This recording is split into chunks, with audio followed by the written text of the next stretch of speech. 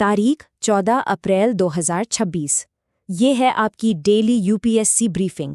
हमारे पास 11 बेहद ज़रूरी डेवलपमेंट्स हैं और सिर्फ 5 मिनट का वक्त। तो चलिए शुरू करते हैं। चलिए अपने पहले डोजियर से शुरू करते हैं, जियोपॉलिटिक्स और सिक्योरिटी। और आज की पहली खबर दुनिया के सबसे हॉटस्पॉट्स में से एक से आ रही है।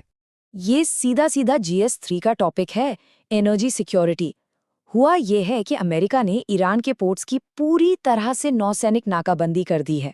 नतीजा, तेल की कीमतें $100 प्रति बैरल के पार चली गई हैं। और ये सब हो रहा है स्ट्रेट ऑफ हॉर्मुज में। सोचिए, एक ऐसा अहम चोक पॉइंट जहां से दुनिया का 20% से ज्यादा तेल गुजरता है।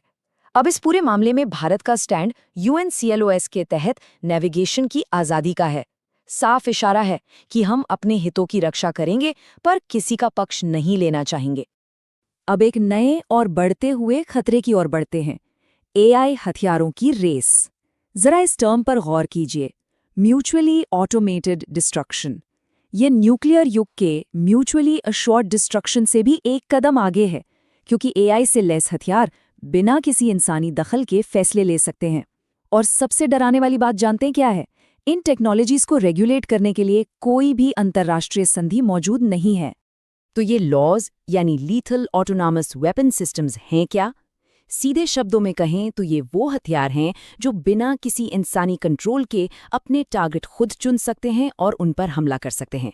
ये बात इंटरनेशनल ह्यूमैनिटेरियन लॉ के मूल सिद्धांतों को चुनौती देती है, जो युद्ध में भी मानवीय विवेक और नैतिक फैसलों की मांग करता है। चलिए अब आते हैं डॉजियर नंबर 2 पर। अब हम वैश्विक घटनाओं का घर पर, खासकर हमारी अर्थव्यवस्था और कृषि पर क्या असर पड़ रहा है, इस पर ध्यान देंगे। रुपए में 20% की भारी गिरावट आई है, जो ये दिखाता है कि भारत वैश्विक संकटों से कितना प्रभावित हो सकता है। इसके जवाब में RBI और सरकार ने ब्याज दरों में कटौती और FCNRB डिपॉजिट्स जैसे कई कदम उठाए हैं। लेकिन इसके बावजूद ग्रोथ के अनुमान घट गए हैं और इम्पोर्टेड इन्फ्लेशन का खतरा मंडरा रहा है। मतलब कमजोर रुपए की वजह से इम्पोर्टेड सामान और महंगा हो जाएगा। और ये हमें एक बहुत ही महत्वपूर्ण मैक्रो इकोनॉमिक सिद्धांत पर लाता है, द इम्पॉसिबल ट्रिनिटी। सोचिए, आपके पास 3 ऑप्शन हैं। एक स्थिर एक्सचेंज रेट, देश में और बाहर पैसे का फ्री फ्लो, और अपनी ब्याज दरें खुद तय करने की आज़ादी। ये सिद्धांत कहता है कि आप एक समय में इन तीनों में से कोई 2 ही चुन सकते हैं, तीनों एक साथ नहीं। और भारत को फिलहाल इसी तरह के मुश्किल फैसले लेने पड़ रहे हैं। अब जरा कृषि की बात करें। भारतीय मौसम विभाग यानी IMD ने इस साल सामान्य से कम मानसून की भविष्यवाणी की है। ये लॉन्ग पीरियड एवरेज का सिर्फ 92% है, और इसकी मुख्य वजह प्रशांत महासागर में बन रहा अल नीनो, जिसका सीधा असर भारत की खाद्य सुरक्षा और ग्रामीण अर्थव्यवस्था पर पड़ सकता है। टेक्नोलॉजी और प्रैक्टिकलिटी के बीच की खींचतान का ये एक बेहतरीन उदाहरण है। हरियाणा सरकार ने फसल खरीद में होने वाले फ्रॉड को रोकने के लिए मंडियों में बायोमेट्रिक वेरिफिकेशन जरूरी कर दिया है। इरादा तो अच्छा है, लेकिन किसान तकनीकी खराबियों और असुविधा की वजह से इसका विरोध कर रहे हैं। ये डिजिटल समाधानों को जमीनी स्तर पर लागू करने की चुनौतियों को साफ दिखाता है।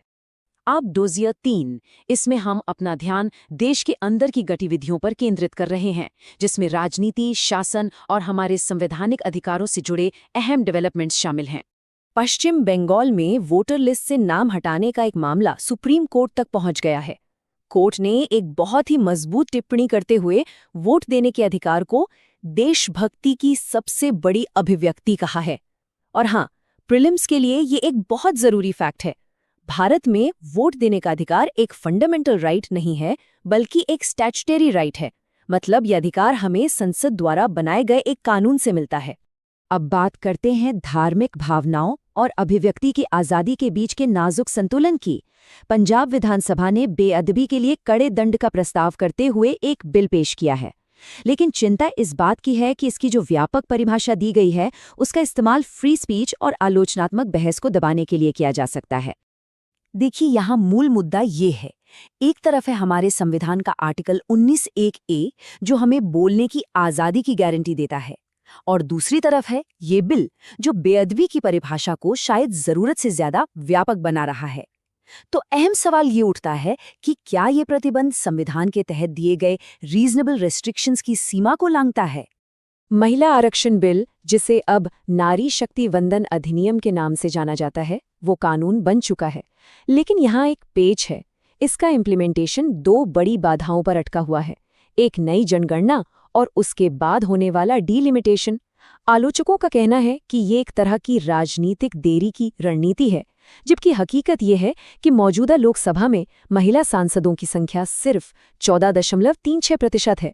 और अब हमारे आखिरी डोजियर पर आते हैं, साइंस, हेल्थ और न्यूक्लियर टेक्नोलॉजी के क्षेत्र में हुए सबसे जरूरी डेवलपमेंट्स। यहाँ एक बहुत बड़ा विरोधाभास है। भारत को दुनिया की फार्मेसी कहा जाता है, लेकिन फिर भी कई जीवन रक्षक दवाएं हमारे अपने नागरिकों की पहुंच से बाहर हैं। जैसे कैंसर की दवा पेम्ब्रोलिजुमैब। इसकी कीमत इतनी ज़्यादा है कि ज़्यादातर लोग इसे खरीद ही नहीं सकते, भले ही भारत के पेटेंट एक्ट का सेक्शन 84 सरकार को कंपल्सरी लाइसेंसिंग जारी करने का अधिकार देता है, जिससे दवाएं सस्ती हो सकती हैं। बस इस नंबर को देखिए, 1.61%।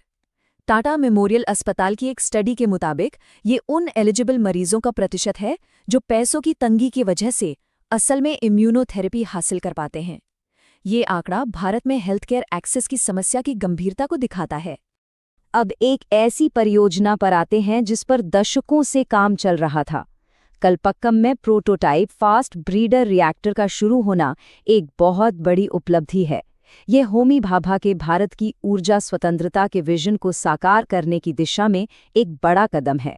ये भारत के 3 चरणीय न्यूक्लियर प्रोग्राम का सबसे जरूरी दूसरा चरण है और देश के विशाल थोरियम भंडार के इस्तेमाल का रास्ता खोलेगा। देखिए, ये लॉन्ग टर्म स्ट्रैटेजी 3 स्टेज पर आधारित है। स्टेज 1 में यूरेनियम का इस्तेमाल होता है, स्टेज 2 में प्लूटोनियम का, और आखिरी लक्ष्य यानी स्टेज 3 थोरियम का इस्तेमाल करना है। प्रोटोटाइप फास्ट ब्रीडर रिएक्टर या PFBR इस ग्रैंड प्लान का सेंटरपीस है, जो स्टेज 1 और 3 के बीच एक पुल का काम कर रहा है। और आखिर में रेगुलेटरी सॉवरेनिटी का मुद्दा। भारत दवा अप्रूवल के लिए अमेरिकी फूड एंड ड्रग एडमिनिस्ट्रेशन यानी FDA पर बहुत ज़्यादा निर्भर है। हाल की घटनाओं ने इस निर्भरता के खतरों को उजागर किया है। तो समाधान क्या है? समाधान है भारत के अपने रेगुलेटर CDSCO को मजबूत करना और ग्लोबल फार्मा हब के रूप में देश की साख को बचाना। तो सवाल ये है कि आप इस सारी जानकारी को मेंस परीक्षा में एक हाई स्कोरिंग जवाब में कैसे बदलेंगे। देखिए, इलेक्टोरल इंटेग्रिटी पर अगर सवाल आता है तो ये अप्रोच अपनाइए। सुप्रीम कोर्ट की टिप्पणी से शुरू करें, फिर चिंताओं और सुरक्षा उपायों पर चर्चा करें और आखिर में एक बैलेंस निष्कर्ष के साथ खत्म करें जो दोनों पक्षों को स्वीकार करता हो। और वेस्ट एशिया संघर्ष जैसे जटिल इंटरनेशनल रिलेशंस के सवाल के लिए अपने जवाब को इस तरह से स्ट्रक्चर करें। पहले आर्थिक और रणनीतिक कमजोरियों का विश्लेषण करें और फिर रिन्यूएबल एनर्जी की ओर तेजी से बढ़ने को एक लॉन्ग टर्म और टिकाऊ समाधान के रूप में पेश करते हुए निष्कर्ष निकालें। तो अब अगला कदम क्या है? आप इस ब्रीफिंग को अपनी तैयारी के लिए एक्शन लेने लायक जरूरी पॉइंट्स में कैसे बदलेंगे? आज की ब्रीफिंग के लिए इतना ही। इन सभी टॉपिक्स को और गहराई से समझने के लिए हमने एक डिटेल्ड PDF डॉजियर तैयार किया है। इसमें मेंस के सवालों के लिए फ्रेमवर्क, प्रीलिम्स प्रैक्टिस प्रश्न और भी बहुत कुछ है। इसे पाने के लिए बस स्क्रीन पर दिए गए QR कोड को स्कैन करें या डिस्क्रिप्शन में दिए गए लिंक पर क्लिक करके हमारे टेलीग्राम चैनल से जुड़ें।